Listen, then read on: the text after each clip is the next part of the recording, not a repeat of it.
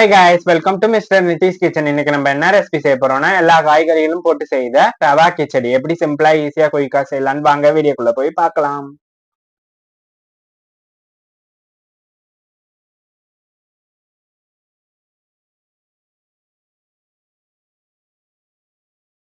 கிச்சடி செய்ய தேவையான பொருட்கள்: நறுக்கி வச்சிருக்க வெங்காயம், பச்சை மிளகா, பீன்ஸ், கேரட், உருளைக்கிழங்கு, குடமிளகா, தக்காளி, கருவேப்பிலை எடுத்து வச்சிருக்கோம். ஊற வச்ச ஒரு கப்பு பச்சை பட்டாணி, தாளிக்கிறதுக்கு கடுகு, உளுத்தம்பருப்பு, கடலை பருப்பு, தேவையான அளவு உப்பு, ரவா, எண்ணெய் எல்லாம் எடுத்து வச்சாச்சு.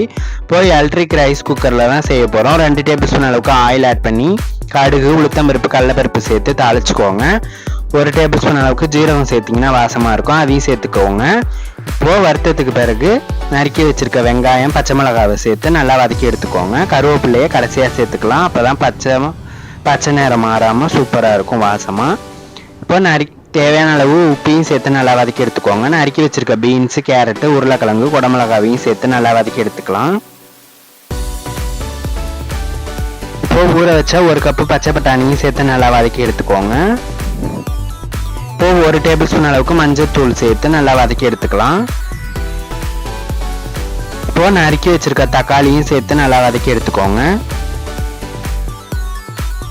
இப்போ தேவையான அளவு 1 கப்பு ரவாவுக்கு 3 கப்பு தண்ணி ஊற்றிருக்கேன். நல்லா காய்கறியெல்லாம் வெந்து வரட்டும். அதுக்குள்ள ஒரு கடாயில் 1 கப்பு ரவாவை சேர்த்து நல்லா வதக்கி எடுத்துக்கலாம். நல்லா செவர வறுத்து எடுத்தீங்கன்னா தான் நல்லா உதிரி உதிரியாக கிடைக்கும் கிச்சடி. இப்போ காயெல்லாம் ஓரளவுக்கு வெந்துருச்சு. இப்போ வறுத்த ரவாவை கொஞ்சம் கொஞ்சமாக சேர்த்து நல்லா மிக்ஸ் பண்ணி எடுத்துக்கோங்க. ஒரு 10 நிமிஷம் மூடி போட்டு நல்லா வேக வச்சு எடுத்துக்கோங்க. இப்போ ஃபைனலாக என்கிட்ட கொத்தமல்லி தழை இல்லை, அதனால நான் கருவேப்பிலையை கிள்ளி சேர்த்துக்கிறேன். இப்போ ஃபைனலாக ரவா கிச்சடி ஹெல்த்தியான வெஜிடபிள் போட்டு ரெடி ஆயிடுச்சு. இப்போ சுட சுட ரவா கிச்சடியை சாம்பார் வச்சு சர்வ் பண்ண போகிறேன். இதேமாரியே நீங்களும் ட்ரை பண்ணி பார்த்துட்டு எப்படி இருக்குங்கிறத கமெண்ட் பாக்ஸில் சொல்லுங்கள். மறக்காம சேனலை சப்ஸ்கிரைப் பண்ணி வச்சுக்கோங்க. பாய், நெக்ஸ்ட் வீடியோவில் பார்க்கலாம்.